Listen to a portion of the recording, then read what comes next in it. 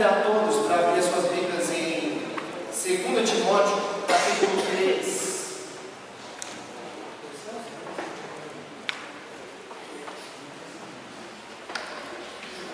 Segunda carta do apóstolo Paulo a Timóteo, capítulo 3.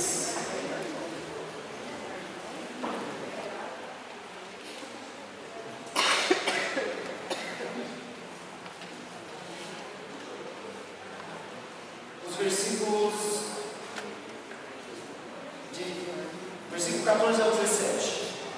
Todos encontraram? Digo amém. Assim diz o nosso texto: Tu, porém, permanece naquilo que aprendeste e de que foste inteirado, sabendo de quem o aprendeste, e que desde a infância sabes as sagradas letras, que podem tornar-te sábio para a salvação pela fé em Cristo Jesus. Toda Escritura é inspirada por Deus e útil para o ensino, para a repreensão, para a correção, para a educação na justiça, a fim de que o homem de Deus seja perfeito e perfeitamente habilitado para toda boa obra. Vamos orar mais uma vez, meus irmãos. Senhor Jesus Cristo, nós te damos graças porque nós podemos ter esse privilégio de aprender do Senhor, que é nosso humilde de coração, Senhor.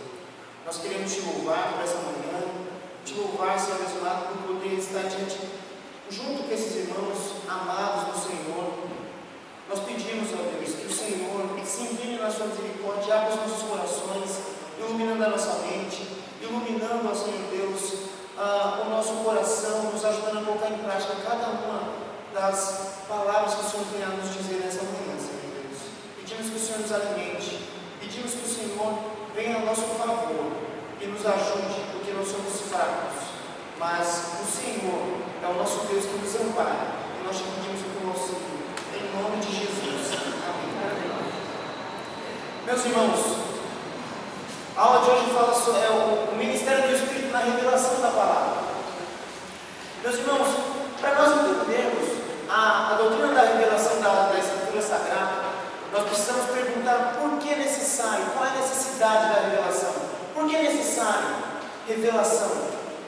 Então, quando nós estudamos, por exemplo, no Catecúmenos, quando nós abrimos a nossa confissão de fé de Westminster, a primeira coisa que nós aprendemos é sobre a doutrina da revelação geral. Se nós não entendermos a revelação natural ou a revelação geral, nós jamais entenderemos a necessidade da revelação especial, certo? Para definir muito bem a palavra revelação, ela significa descobrir algo, entendeu? Vou dar um exemplo muito pobre. Um livro está fechado, certo? A capa desse livro. Imagine que ele é uma revelação geral, todo mundo consegue olhar ele, certo? Só que ele só vai se tornar revelação especial quando você abrir esse livro e você ler as suas páginas, o que está escrito dentro dele. Da mesma maneira, Deus ele estampa a sua glória na criação, só que nós só podemos deduzir que existe um Deus criador. Nós não sabemos quem ele é de fato se ele não se revelar. Então, abram comigo lá em Salmo 19. Salmo 19.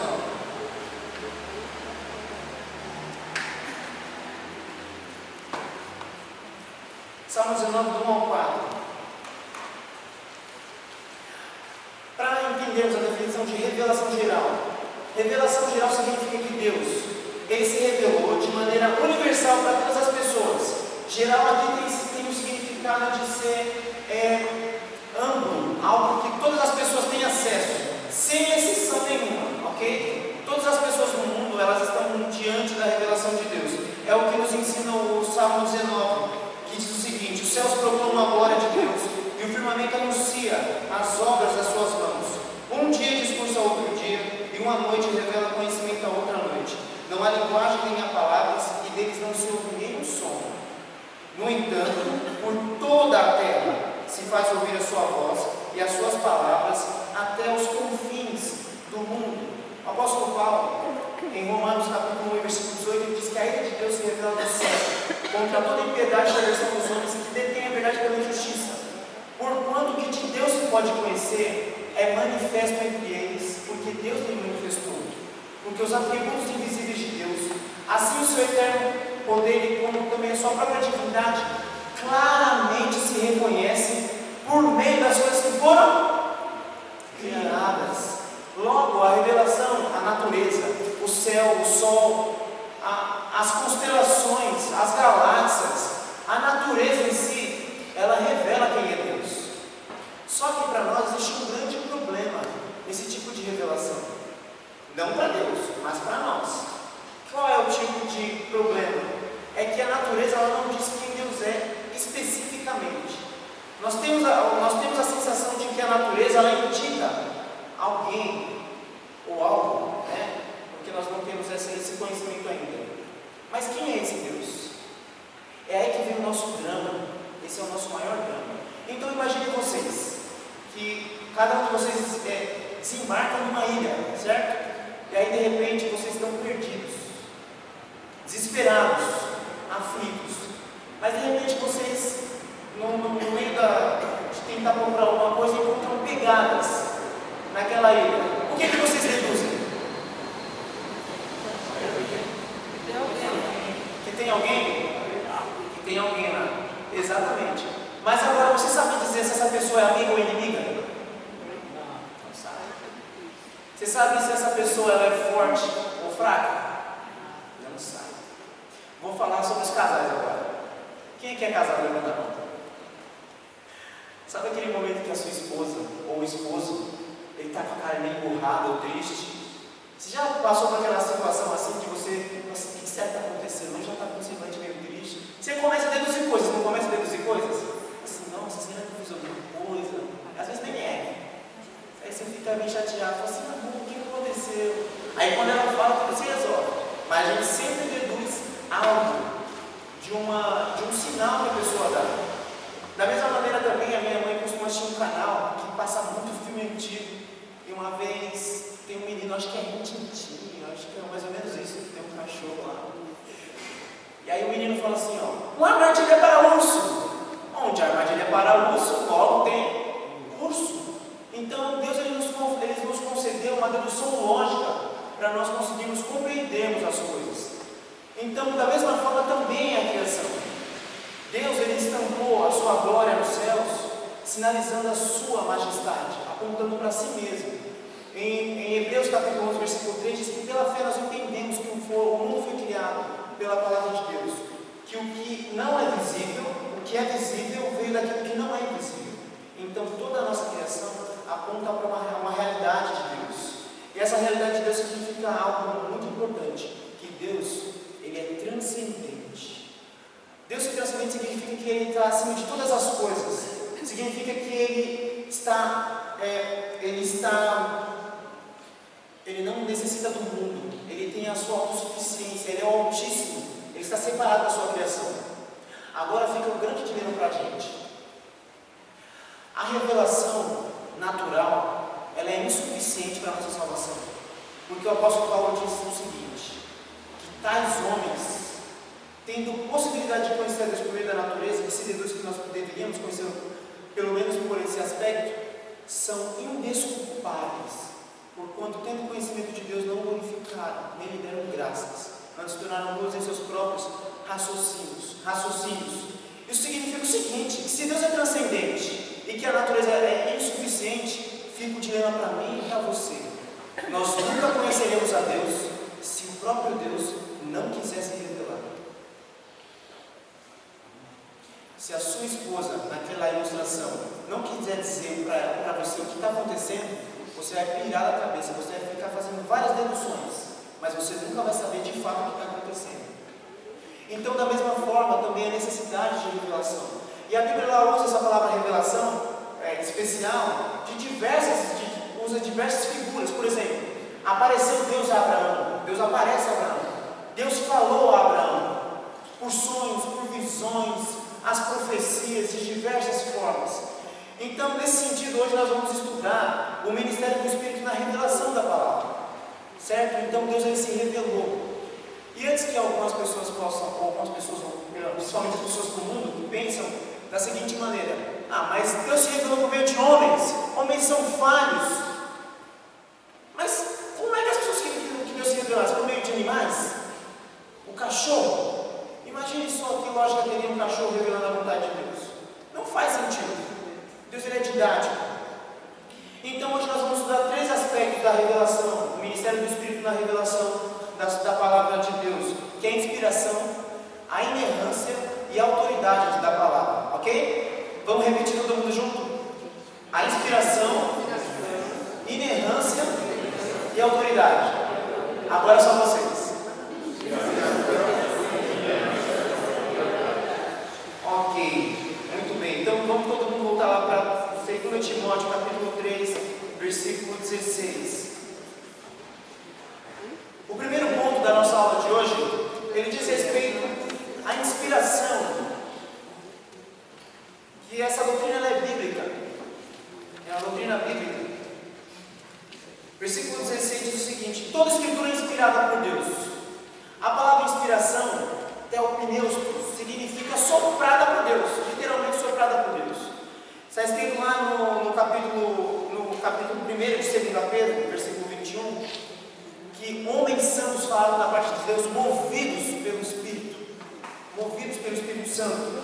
Então a Escritura Sagrada ela tem dois aspectos essenciais que nós devemos levar em consideração quando nós estudamos a Bíblia. Quais são esses aspectos? A autoria divina, a gente tem que ler a Bíblia sabendo que ela tem a sua autoria divina. Deus ser autoral da Bíblia significa que Ele é a fonte da Escritura Sagrada, certo? E a instrumentalidade humana. A gente pode chamar os autores bíblicos de autores desde que a gente compreenda que eles são instrumentos nas mãos de Deus, ok? Então, a palavra inspiração significa soprada por Deus, certo? Vamos lá para 2 Pedro. 2 Pedro, para a gente entender que toda essa fonte da palavra de Deus está no próprio Deus. 2 Pedro, capítulo 1, versículo 21. Quem pode ler, por gentileza, de forma audível, o versículo 21? Porque nunca jamais qualquer profecia foi dada por vontade humana. Entretanto, homens santos falaram da parte de Deus, movidos pelo Espírito Santo. A palavra mais importante desse versículo é a palavra movidos. Homens santos falaram da parte de Deus, movidos pelo Espírito Santo. Essa palavra movidos significa levar juntos. Ela significa controle, que o Espírito Santo está controlando e dando direção aos homens. Isso significa que à medida que o Espírito Santo se move, os homens se movem. Quando eu era criança, na rua de cima da minha casa, tinha uma fonte de água que sempre escorria, né, pela cantoneira assim da guia. E eu e os meus amigos, a gente brincava de barquinho, né? Qual que era o nosso barquinho? Qualquer palito, qualquer coisa, né? Então a gente colocava lá o nosso barquinho e a água levava. Tinha momentos que a água ficava mais forte, os picos, e ia com mais velocidade, e às vezes travava, né? Só que à medida que a água movia, o barquinho se movia também. Então, da mesma forma, é o Espírito Santo agindo na vida dos apóstolos, dos profetas. À medida que o Espírito Santo ele se movia na vida desses homens, dessa maneira também os autores bíblicos, eles iam sendo inspirados pela palavra. Então, quem estava agindo por trás desses homens, para que essa escritura ela fosse inerrante, que é o próximo ponto, é o próprio Espírito Santo. É necessário que o Espírito Santo ele inspire a Escritura Sagrada. Por que é necessário? Por causa daquilo que nós iniciamos falando. Se o Espírito Santo não revelar, nós seremos ignorantes, como nós já somos. Mas agora o Espírito Santo nos revela a palavra dele aos apóstolos para que chegue até nós. Então toda a Escritura é inspirada por Deus, significa que ela é soprada por Deus. E esse sopro de Deus é o mover do Espírito Santo na vida dos apóstolos, na vida dos profetas, para que eles escrevam, eles autografem os manuscritos para que nós os tenhamos de forma que seja de forma responsável. O Espírito Santo estava naquele momento cuidando exatamente disso, para que a veracidade da Escritura ela fosse real, ela fosse verdadeira. Ok? Então, o primeiro elemento que a gente estuda na doutrina da inspiração é que ela é inspirada por Deus. A fonte da Escritura da palavra é Deus. Eu não sei quem já leu aqui a Bíblia pelo menos uma vez inteira. Quem já leu? Quem já leu a Bíblia uma vez de forma completa?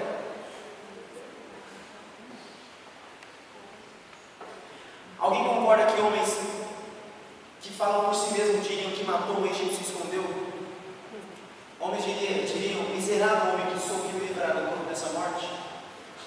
concorda comigo que alguns jamais inventariam a doutrina da justificação pela fé? Um substituto? Alguém crê? Existe um livro que não é inspirado, chamado Pastor de Hermas. É um livro muito chato, muito ruim, da história da igreja, muito ruim.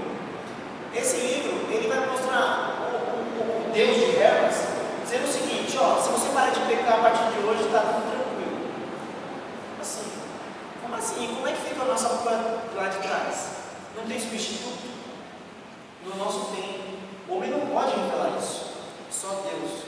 Então a gente tem disso na Escritura, de doutrinas bíblicas que não pode passar pela mente dos homens. Ok? Então esse é o primeiro aspecto da Escritura. A gente tem que ler a Escritura sabendo que o Senhor Deus, especificamente o Espírito Santo, Ele é o autor das Escrituras Sagradas. Então a gente pode ter acesso a esse escritor todas as vezes que a gente for ler, certo? Então tem por aí rolando uma frase que a Bíblia é o único livro que a gente lê na presença do autor. Então a gente pode ler sempre a Escritura recorrendo ao Espírito Santo para a iluminação, ok? Mas é o seguinte, à medida que Deus ele se revela por meio de homens, certo? A sua instrumentalidade são homens. Deus poderia usar meios melhores? Poderia, mas Ele quis usar homens. Então, Deus ele é gracioso. E um teólogo chamado John Calvino, ele usa um termo chamado balbuciar. Quem é que é mãe? Certo? Vou fazer um teste com vocês. Imagine que eu falasse para vocês o seguinte estudo de hoje. Hoje nós estudaremos os aspectos veterotestamentários epistemológicos específicos sobre o Espírito Santo na doutrina do supralapsarianismo. Alguém entendeu alguma coisa? Nem eu entendi nada. Eu só fui falando qualquer coisa. Ninguém entendeu nada, né? Mas agora se eu disser assim, nós vamos estudar a doutrina da revelação da palavra, como Deus se revelou. Todo mundo entendeu? A mãe, quando ela fala para o seu filho, ela fala de uma forma complexa, de uma forma que é acessível a ele. Deus, ele é acessível a nós. Então, quando ele usa homens, ele vai colocar a palavra numa linguagem humana. Ele vai usar homens para colocar na linguagem humana. Então, como é que Deus ele se utiliza? Ele se utiliza de homens pecadores. Só que na inspiração ele não permite que o pecado seja expressado na Escritura, certo? Então o Espírito Santo, ele não anulou a personalidade de Paulo, ele não anulou a personalidade de Davi, ele não anulou a forma como esses autores eles quiseram colocar, por exemplo, os seus gêneros literários. A palavra de Deus ela foi escrita em poesia. A gente acabou de ler que os céus proclamam a glória de Deus. É uma poesia de Davi. A gente tem cartas, epístolas, a gente tem Apocalipse, algo maravilhoso. A gente tem os profetas, profecias bíblicas. São todos recursos humanos que Deus se utilizou por meio desses homens para poder trazer a verdades eternas até nós. Então, nesse sentido, Deus ele usou mais ou menos um período de 1500 ou 1500 anos para fechar toda a Escritura Sagrada. Então, você pega, por exemplo, a semente da promessa de Gênesis 3,15, que está escrito que Deus enviaria o descendente da mulher para esmagar a cabeça de Satanás, e dali em diante você consegue ver uma espécie de progressão na história, até a chegada de Cristo. Então, imagine só, essa lista assim, linear, certo? Aqui é a linha da história. Aqui começa a revelação de Gênesis 3,15. Mas a revelação ela vai progredindo, ela vai ganhando amplitude, ela vai aumentando, até chegar na promessa perfeita, que é Cristo. Cristo é o cumprimento da profecia. Então a gente vai vendo no desenrolar da história como Deus ele age dentro dos períodos históricos. Ele vai revelando a sua palavra em cultura diferente. Ele se utiliza de ambientes de monarcas, e tudo isso para facilitar a maneira da sua revelação. Quando Isaías, quando o rei, eu não me lembro qual é o rei do período de Isaías, me ajude, Joelson. Uzias.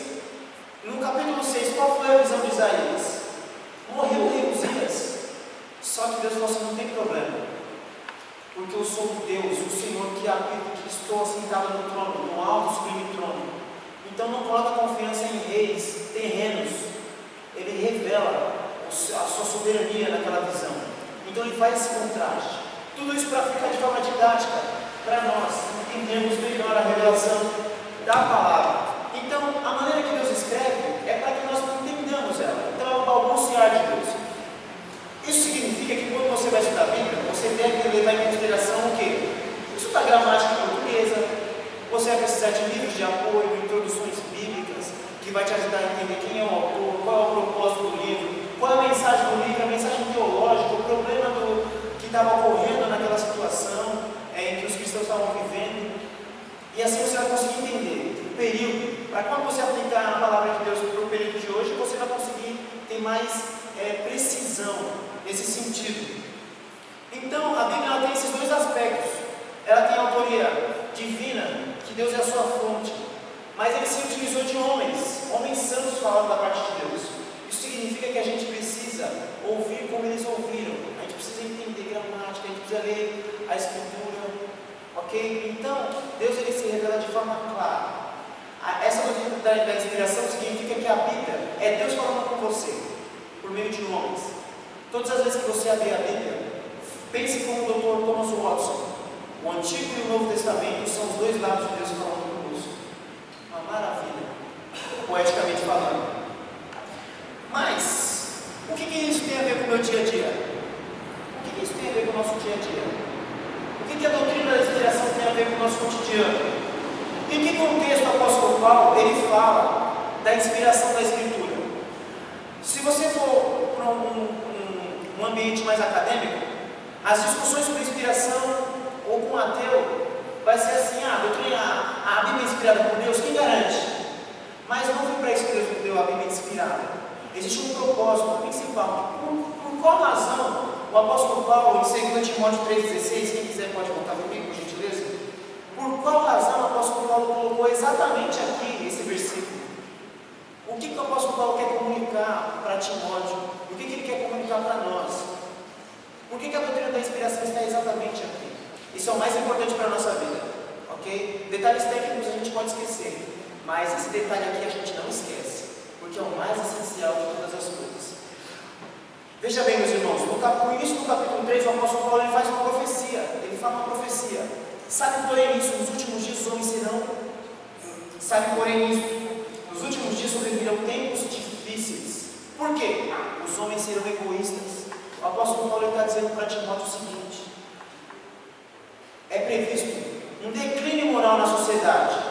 É previsto que os homens serão egoístas, avarentos, jactanciosos, arrogantes, blasfemadores, desobedientes aos pais, ingratos, irreverentes, desafeiçoados, implacáveis, caluniadores, sem domínio de si, cruéis, inimigos do bem, traidores, atrevidos, infatuados, mais amigos dos prazeres do que amigo de Deus, tendo forma de piedade, negando e tanto poder, fogem também destes.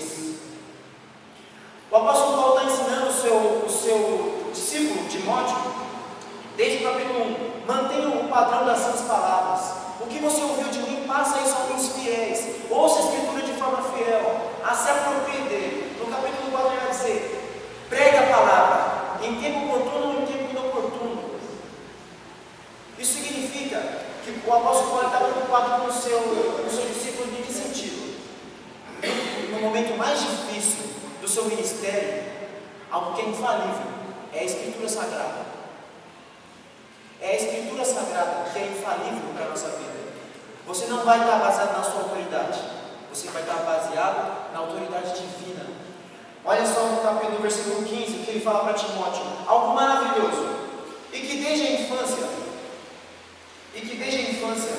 sabes as sagradas letras que podem tornar-te sábio para a salvação pela fé em Cristo Jesus. A substância da revelação especial, ela está contida no versículo 15, que podem tornar-te sábio para a salvação pela fé em Cristo Jesus. Revelação especial significa revelação de Jesus Cristo. Pronto, é isso. A salvação pela fé em Cristo Jesus. Salvação pressupõe queda, pressupõe pecado, pressupõe que nós precisamos de salvação, coisa que a natureza não nos diria.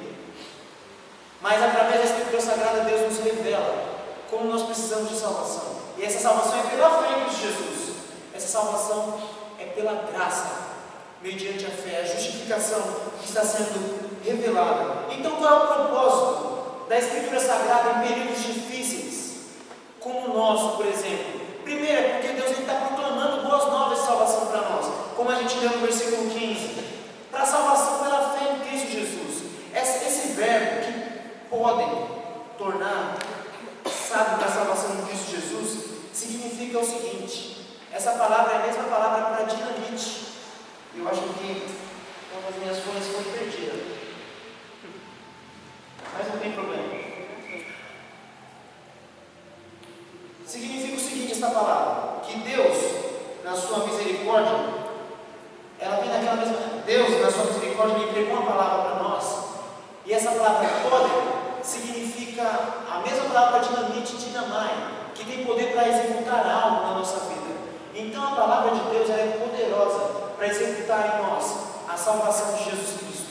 A palavra de Deus ela é suficiente para nos anunciar as boas novas do Evangelho. Isso significa que nós podemos abrir a nossa boca e recitar versículos para as pessoas que estão à nossa volta, pregar a palavra, como o apóstolo Paulo ensinou para Timóteo. Em tempos difíceis, não é a psicologia que você vai recorrer, não é ao marketing que você vai recorrer.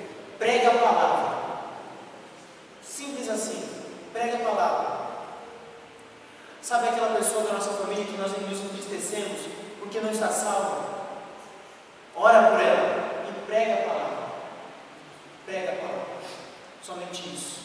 Então, dessa maneira, nós estamos pregando a palavra para que aqueles para que Deus lhe abra os corações das pessoas que não conhecem o Evangelho de Jesus Cristo e saibam disso, que a Bíblia ela revela algo muito importante, que é a revelação de Jesus Cristo, o nosso Salvador. Esse é o propósito principal da revelação da Escritura, é revelar a nossa salvação, ok? Então, nesse sentido, esse é o primeiro propósito da revelação, que é o mais importante para nós, certo? Que Deus, Ele revelou a sua salvação para nós. Só que não é somente a salvação que Deus está preocupado com a gente. Ele também está preocupado com a transformação do nosso caráter. Versículo 17. Quem pode ler o versículo 17? A fim de que o homem de Deus seja perfeito e perfeitamente habilitado para toda a obra. Exatamente. Deus, quando deu a Escritura para nós, Ele tem um propósito central. Esse propósito central é de que a igreja seja perfeita, perfeitamente habilitada para toda boa obra. Perfeitamente habilitada significa colocar em condição apropriada, significa nos tornar completamente perfeitos. Então, quando o apóstolo Paulo ele fala a fim de que o homem de Deus, nesse momento ele está falando de Timóteo. A gente sabe disso, que esse homem de Deus não é todas as pessoas nesse contexto, porque em 1 Timóteo 6,16 diz assim: tu, porém, é o homem de Deus. Ele se refere a Timóteo. No entanto, essa é a palavra para a igreja de Cristo, para cada um de nós. Então, essa é a finalidade de Deus, a transformação do nosso caráter, a que nós venhamos a crescer em maturidade, como o apóstolo Paulo também fala isso em Efésios capítulo 4, quando ele diz que Deus me deu apóstolos, profetas, pastores e mestres para que a igreja, para o aperfeiçoamento dos santos, para o desempenho do seu serviço no corpo de Cristo. E qual é a utilidade da Escritura para esse fim? Qual é o meio que ele se utiliza? Está aí no versículo 16. Toda escritura é inspirada por Deus e útil para quê? Para o ensino, para a repreensão, para a correção, para a educação na justiça. Ensino significa instrução. Significa que à medida que nós estudamos e ouvimos a palavra, nós estamos sendo instruídos por Deus.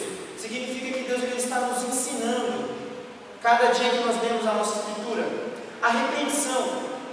Para a repreensão. Timóteo está num contexto em que existem pessoas insubmissas também, naquele meio, como nós ouvimos pela manhã. A repreensão aqui, essa palavra significa convencer, no sentido de refutar os adversários da fé cristã naquele momento. Tanto é que no capítulo 2, versículo 26, no versículo 24, ele vai dizer que é necessário que o servo do Senhor seja amável para com todos, apto para ensinar, para convencer as pessoas que se opõem à verdade do Evangelho, até que elas se tornem sensatas até que elas conheçam plenamente a verdade de Deus. Então significa que à medida que nós lemos as Escrituras e nós nos utilizamos elas de maneira sábia, nós podemos exortar os nossos irmãos com toda a longanimidade, de modo que retornem à sensatez. Ok? Outro aspecto é a correção.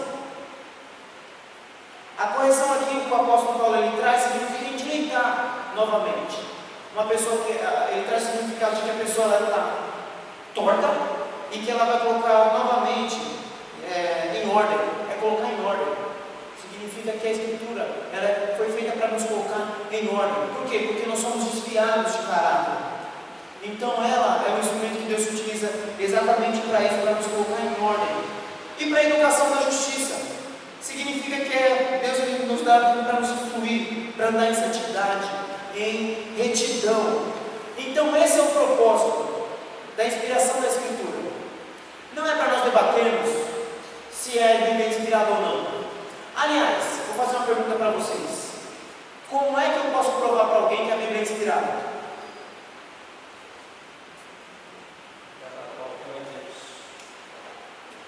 O autor da Bíblia. E se for Mateus?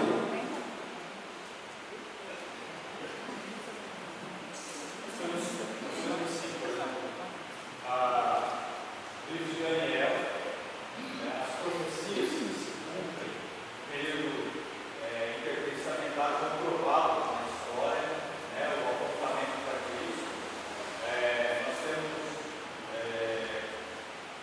Nós temos o relato da criação e aí o cordão, de outros comentários, falando de livros históricos, o cordão de 3 obras, cordão dourado que liga ao reino, ao mediador, à aliança. Então, claro, se a pessoa for ateu, você vai estudar sobre isso, referências históricas para provar isso. Quando eu leio Daniel, eu fico impactado, certamente.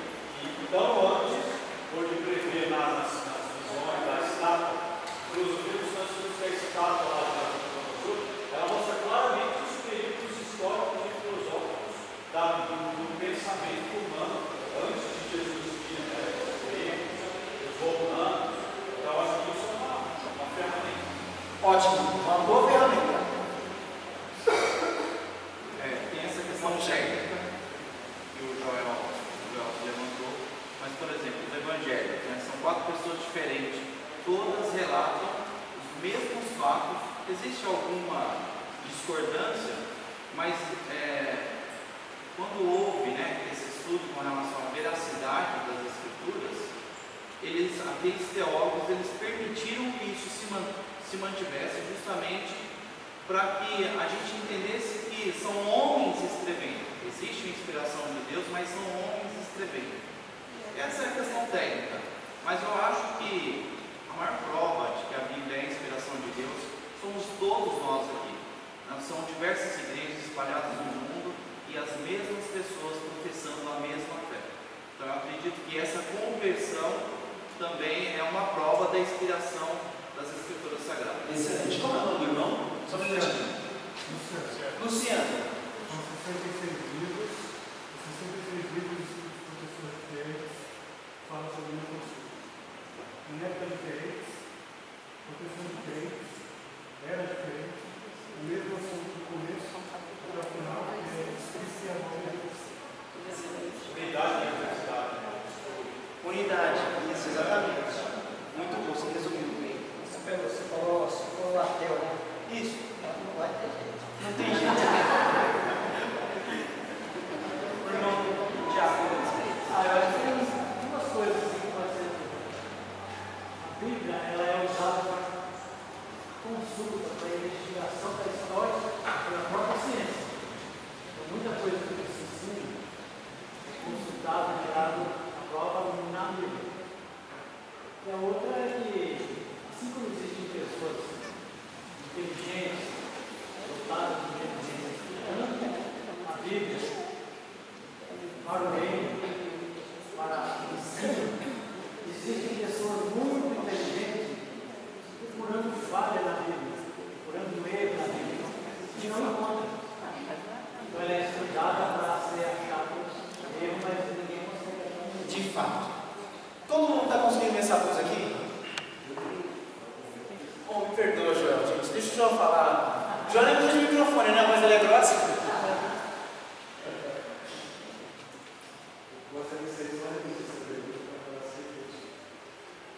Vou repetir a pergunta.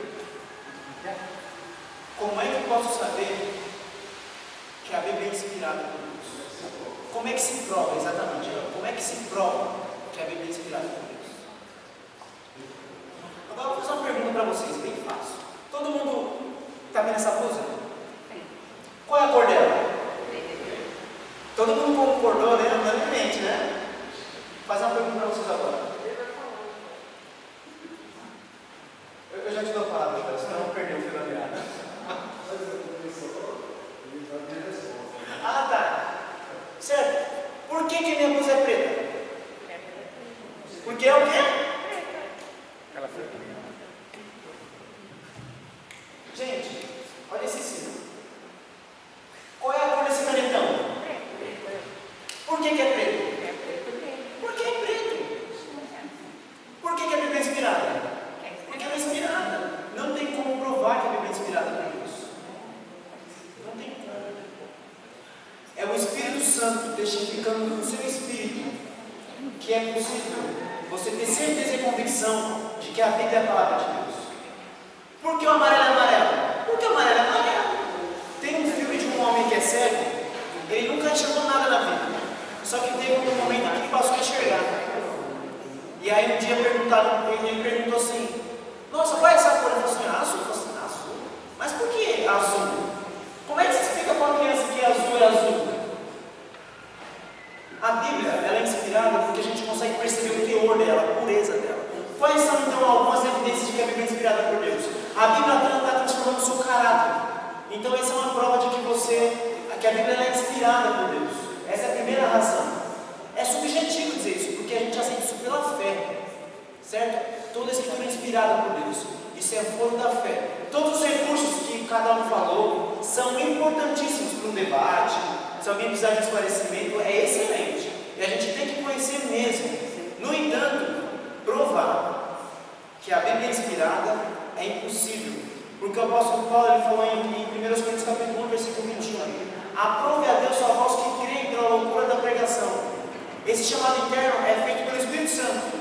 Então a gente pressupõe que ele vai dar convencimento para você que a Bíblia é a palavra de Deus. Então, à medida que quando você foi convertido, cada um de vocês, eu sei que olha o olho de vocês, eu sei disso. Vocês tinham uma sede pela palavra, não tinham? Uma sede. Isso é prova de que o Espírito Santo está lá, dentro do seu coração, testificando que a Bíblia é inspirada por Deus. Porque você quer a palavra, aquilo que é bom. Então você deseja as coisas do Espírito, a mentalidade do Espírito te inclina para isso. Ok? Então, é impossível provar para Mateus, por exemplo, que a Bíblia ela é a palavra de Deus inspirada nesse sentido. Mas existem algumas implicações práticas para esse contexto que o apóstolo Paulo nos ensina para a nossa vida cotidiana. Por exemplo, como usar a palavra inspirada de Deus. No capítulo 3, versículo 15 diz: e que desde a infância sabe das sagradas letras. Isso significa que cada um dos pais aqui tem uma escritura sagrada, inspirada por Deus. E Timóteo, no primeiro capítulo, nos primeiros versículos, se subentende que Timóteo tinha um pai que era grego, mas parece que o pai de Timóteo não teve contato com seu pai, com ele mesmo, aliás. Timóteo não teve contato com seu pai, mas ele foi criado pela sua avó Lloyd e pela sua mãe Eunice. Cadê a Eunice? Acho que ela está dando uma volta. Não é essa Eunice.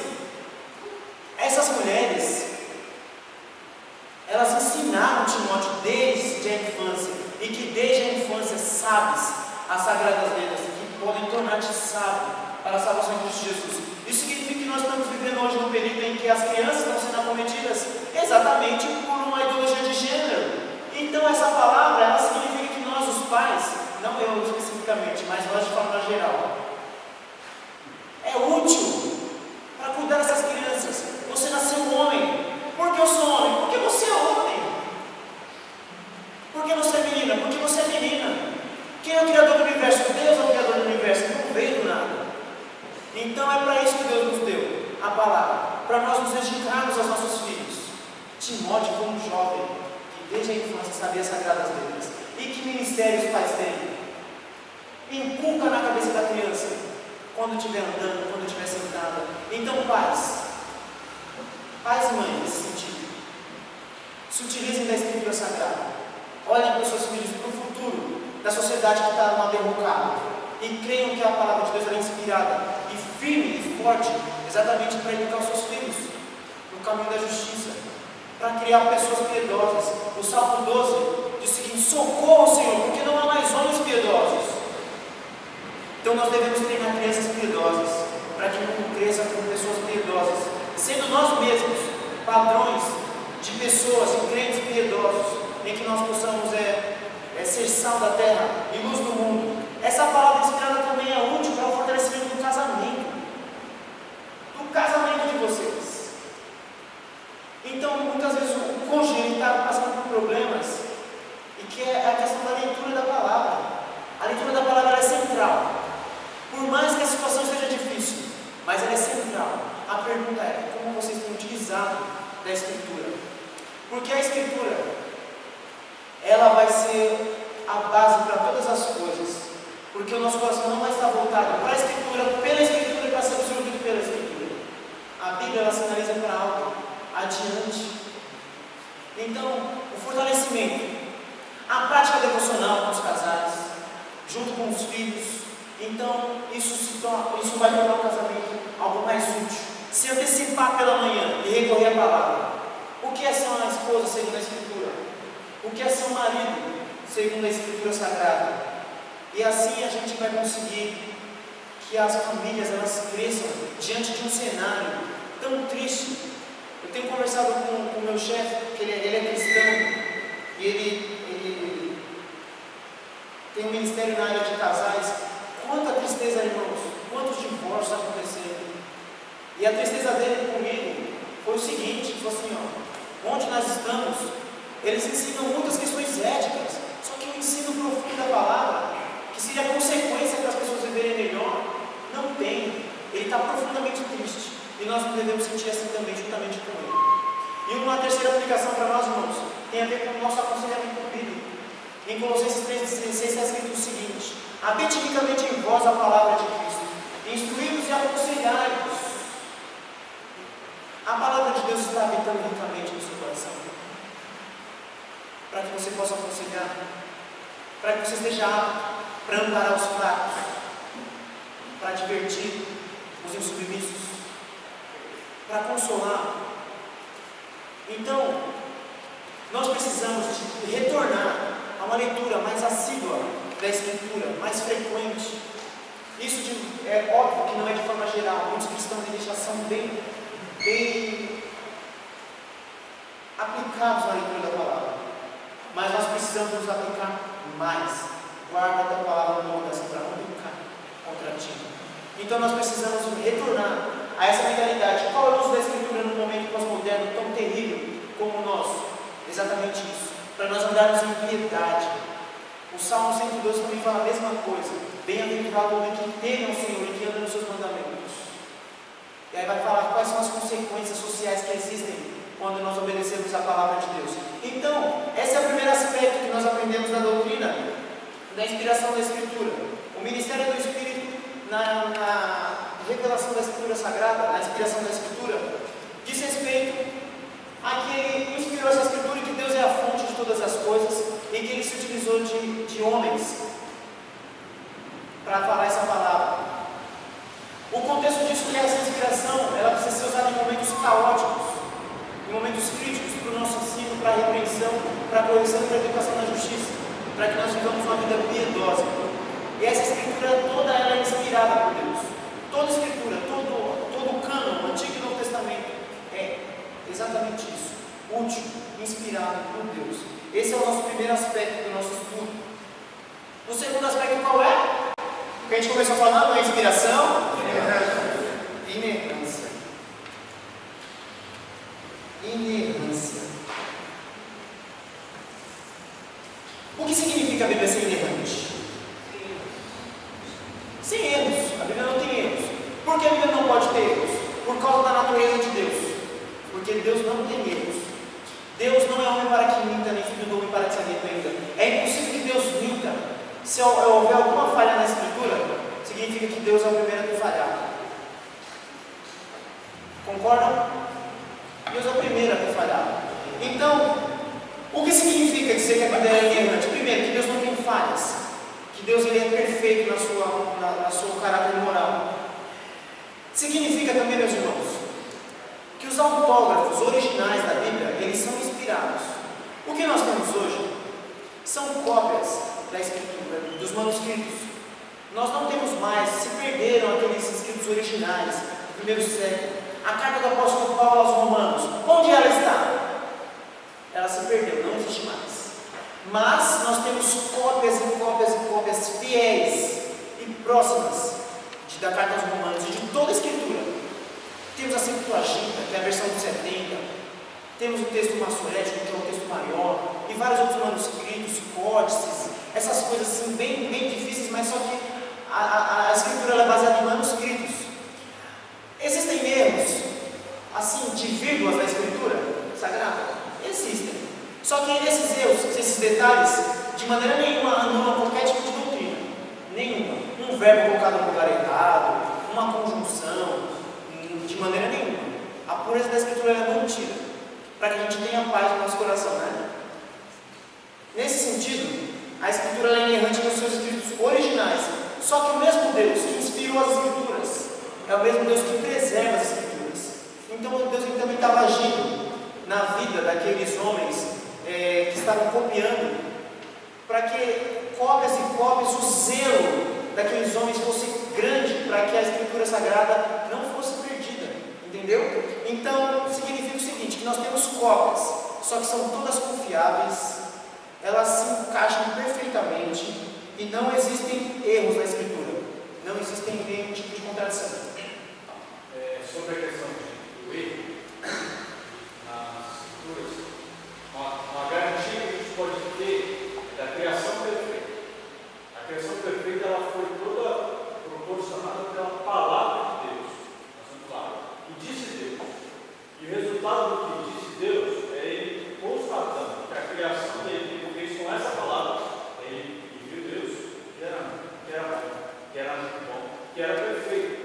O próprio Deus, ele analisa a sua criação, dizendo que é muito boa essa perfeição da sua palavra. Então, nós temos um parâmetro aí, a criação perfeita, inclusive do homem, ele dizendo que era muito bom, por toda a sua palavra. Então, isso quer dizer que a sua palavra ela é perfeita. Muito bem lembrado. A palavra criadora de Deus é uma palavra poderosa que traz as coisas visíveis do mundo invisível. João Calvino diz que Deus ele arranca do útero da não existência todas as coisas. Algo muito maravilhoso. Muito obrigado, Joelson. Irmãos, além disso, nós temos essas cópias que são originais, como o Joelson reforçou a prova da criação perfeita. Só que a Bíblia existem aparentes contradições. Eu vou citar uma aparente contradição, certo? Uma aparente contradição e o que nós devemos fazer com ela. Uma aparente contradição é a seguinte: Jesus diz assim, vinde a mim todos os que estáis cansados e sobrecarregados. Em Mateus capítulo 11, versículo 28. Aí de repente em João 6,44 ele diz assim, ninguém pode vir a mim. Aí essa pessoa entra em pânico, né? Fala assim, como assim?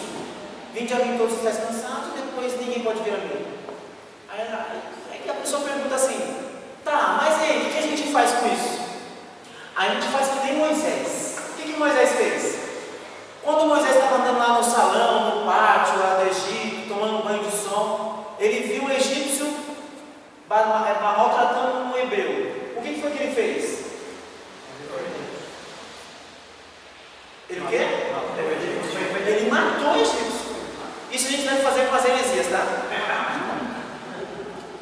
Com as heresias. Vocês acharam que ia falar com esse contexto, né? Mas agora quando Moisés encontrou os dois hebreus brigando, o que foi que ele foi fazer? De novo, fala. Vai ser pacificador. Pacificador? Foi apaziguar. Ele foi harmonizar a coisa, né? Meus irmãos, você não pode fazer isso. Vocês são irmãos de sangue, sangue do mesmo sangue. Hebreu de hebreus e tal. Então, A atitude que a gente deve ter quando a gente encontrar aparentes contradições na Bíblia não é ficar com uma e descartar a outra. A gente tem que tomar atitude de mulher, assim, não, vamos harmonizar a coisa, entendeu? A gente vai fazer a mesma coisa. Como é que se harmoniza? Estudando o contexto. E qual é o contexto que Jesus ele fala essa passagem aqui, que ele todos estáis cansados e sobrecarregados? E qual é o contexto que ele diz assim, ó, ninguém pode vir a mim? Pronto, quando você entender o contexto, você vai entender que nada de contradição aparece, é tudo uma coisa só. Entenderam? Então a Bíblia, aparentemente existem contradições, mas são irreais. Por isso que são aparentes. Não existem contradições. A Bíblia não se contradiz em nada. Em nada, de forma alguma. Então, vocês aprenderam, deve ser como Moisés, né? Então vocês vão pegar fazer que nem os liberais. Os liberais eles dizem assim, não, Jonas não entrou na baleia, mas isso aqui me ajuda. Fica com uma parte, fica com uma escritura um pouco assim defasada, sabe? Não tem parâmetro para isso. Então, esse é o exemplo de Moisés. Isso significa que se a Bíblia é inerrante, Deus ele fez promessas na Bíblia. A promessa principal na Bíblia é Cristo Jesus, a substância da revelação especial. Isso significa que as promessas de Deus não vai falhar. Como não vai falhar, por exemplo, na promessa de que Ele vai estar com você nas suas aflições todos os dias até a consumação dos séculos. E que você pode confiar nisso. Que quando você estiver passando por dificuldades, traumas, dúvidas, você pode ter certeza que está escrito: nada nos separará do amor de Deus. Então Deus não vai falhar com você. Então você tem que se pegar firme na inerrância da Bíblia. Teu amor não falha, como diz o Cântico. Então a Bíblia testifica algo que não é em Deus. O que é esse algo?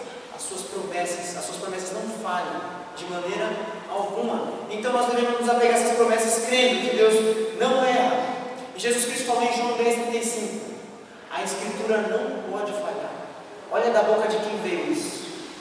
A Escritura não pode falhar. Então ela não falha. Se a Bíblia diz que Deus ele vai te salvar, te mudar o caráter, Ele vai fazer isso. Se diz que Jesus vai estar com você no meio das suas aflições, na sua família, Ele vai estar junto com você. No consolo da Escritura, está escrito em Romanos 15,4: porque tudo que outrora foi escrito para o nosso ensino foi escrito para que pela consolação da Escritura tenhamos esperança. Então, Deus ele te promete esperança e consolo para os problemas e as dificuldades. E essa promessa não falha, nós devemos nos assegurar nela, que Deus não falha. Então, até aqui o que nós vimos no Ministério do Espírito, na revelação da palavra, é que ela é inspirada e que ela é inerrante. Certo? O terceiro aspecto é que ela é autoritativa. Ela é autoritária. Existe uma sequência lógica em tudo isso. Se a Bíblia é inspirada por Deus, logo, ela tem autoridade. Alguma vez você já leu a Bíblia e ela diz para você fazer alguma coisa e você obedeceu? Creio que todo mundo já. Deus já mandou você mudar postura? De postura? Alguma vez? A questão não é se mudou, não. A questão é se já se mudou. Mas você se sentiu assim que deveria obedecer? É porque você tem noção de que ela tem autoridade sobre você, sobre nós. Então, quando a Bíblia está sendo pregada, é a autoridade de Deus que está sendo exposta. A confissão de fé de Westminster ela diz o seguinte: que a autoridade da Escritura Sagrada, razão pela qual deve ser crida e obedecida, não depende do testemunho de qualquer homem ou igreja, mas depende somente de Deus, que é seu autor. Tem, portanto, ser recebida porque é a palavra de Deus. Por que ela tem que ser recebida? Porque ela é a palavra de Deus. Em 1 Tessalonicenses capítulo 2, versículo 3 diz assim: ó, irmão, vocês receberam a palavra não como palavra de homens, mas como palavra de Deus. Então eles receberam a palavra porque ela é palavra de Deus. Então a inspiração ela pressupõe isso, a autoridade. E em 1 João capítulo 5, versículo 9 está escrito que o testemunho de Deus é maior do que o dos homens. Então ele tem mais autoridade. Isso significa que quando nós nos obedecemos a Deus, nós estamos desacatando a sua autoridade. Não obedecer a Deus é desacatar toda a sua autoridade. Quando nós somos insubmissos, de forma geral, seja em qualquer ambiente, é porque nós estamos desacatando a Deus, a sua palavra. Então, se Deus nos manda, obedece de quem? Juízo e o Espírito Santo no coração, né? É brincadeira, porque a gente desobedece, mas tem o Espírito Santo no coração. Deus não nos abandona, isso é uma boa notícia, né? E Ele vai nos tratando. Então, autoridade significa que Deus ele é rei, ele é soberano sobre você, sobre nós, sobre a tua igreja, sobre o teu povo. E nós temos esse prazer, esse privilégio, que Jesus Cristo ele é o nosso Salvador, mas ele é o nosso Senhor. Então ele tem autoridade sobre nós. Paulo diz, Paulo, escravo de Cristo Jesus, ele chama de escravo. E em tudo isso, o mais maravilhoso é que a doutrina da inspiração, quando o apóstolo Paulo ele cita essa passagem de Romanos 1, é que ele diz assim, que ele é separado para o Evangelho de Deus. O Evangelho de Deus, a fonte é Deus. O Evangelho de Deus, o qual foi por Deus prometido outrora, por meio de seus profetas nas Sagradas Escrituras, com respeito a seu filho, que segundo a carne veio da descendência de Davi, e foi declarado Filho de Deus com o poder pela ressurreição dos mortos, a saber, Jesus Cristo nosso Senhor. Então, Deus, Ele é o autor das boas novas. É Deus quem anuncia as boas novas para nós. Nós replicamos as boas novas.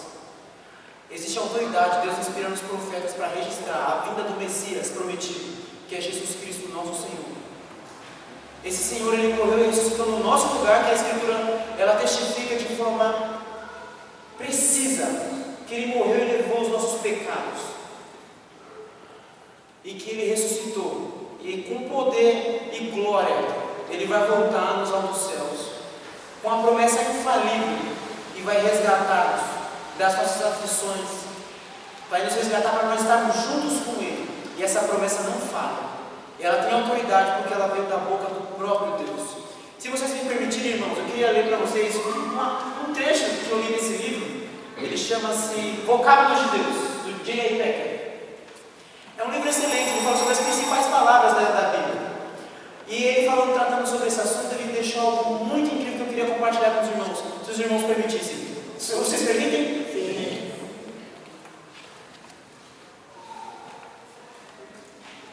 Ele cita um panfleto de um bispo chamado J.C. Ryle, que escreveu um livro chamado Santidade. Ele vai falar sobre a Escritura da seguinte maneira: Tu vives num mundo onde a tua alma corre um perigo constante. Os inimigos te cercam por todos os lados. O teu próprio coração é enganador. Os maus exemplos são numerosos. Satanás está sempre trabalhando para desanimar-te. Acima de tudo, porém, abundam as falsas doutrinas e falsos mestres de todo tipo. Esse é o teu grande perigo. Para permanecer em segurança, precisas estar bem armado. Precisas tomar nas mãos as armas que Deus te deu para a tua defesa. Precisas entesourar na mente as Sagradas Escrituras, isto é, estar bem armado. Arma-te, pois, com completo conhecimento da palavra escrita de Deus. Lê a tua Bíblia com regularidade. Torna-te familiar com a tua Bíblia. Negligencia a tua Bíblia e nada do que conheço pode guardar-te do erro. Se algum convincente defensor de falsos ensinos porventura te abordar, estabelece como regra não acreditar em coisa alguma, exceto naquilo que pode ser provado nas Escrituras. Somente a Bíblia é infalível. Tu realmente usas tua Bíblia tanto quanto deverias? Hoje em dia, há muitas pessoas que creem na Bíblia, mas que a leem muito pouco. A tua consciência segreda-te que és uma dessas pessoas? Se isso acontece contigo, então és uma daquelas pessoas que provavelmente obterão bem pouca ajuda da parte da Bíblia em tempos de necessidade. A aprovação é uma experiência esclarecedora. Tua reserva de consolos bíblicos, algum dia desses, pode estar muito baixa. Nesse caso, tu és a pessoa que provavelmente não conseguirá afirmar-se na verdade. Eu não ficaria surpreso se viesse a ouvir que andas perturbado com dúvidas e indagações acerca da segurança da salvação, da graça, da fé, da perseverança. O diabo é um antigo e astucioso adversário. Ele é capaz de citar as Escrituras com grande prontidão, quando quiser. Por enquanto, não estás suficientemente preparado para combater um bom combate contra Satanás. A espada pende frouxamente na tua mão. Se isso acontece contigo, és a pessoa que provavelmente cometerá muitos erros na vida. Eu não ficaria surpreso se me contasse que tens enfrentado problemas no teu casamento, com os teus filhos, com a conduta de teus familiares, com as pessoas com quem te associas. O mundo pelo qual guias o barco de tua vida está cheio de rochas, baixinhos e bancos de areia. Tu não estás suficientemente familiarizado com as carnes marítimas e com os faróis. Se esse é o caso, tu és a pessoa que provavelmente acabará sendo desfiada durante algum tempo por algum falso mestre. Eu não me admiraria se eu ouvisse que uma dessas pessoas espertas e eloquentes, capaz de fazer uma convincente exposição de suas ideias e está te desviando para o erro. Tu estás precisando de lastro, a verdade de Deus. E nesse caso, não me admirarei se forem lançados para cá e para lá, como um pedaço de cortiça sobre as ondas. Todas essas são situações desconfortáveis. Quero que escapes de todas elas. Aceita o conselho que estou te dando aqui. Não fiques apenas lendo a Bíblia aos poucos, mas lê em grande quantidade. Lembra-te dos teus muitos inimigos. Arma-te. Irmãos,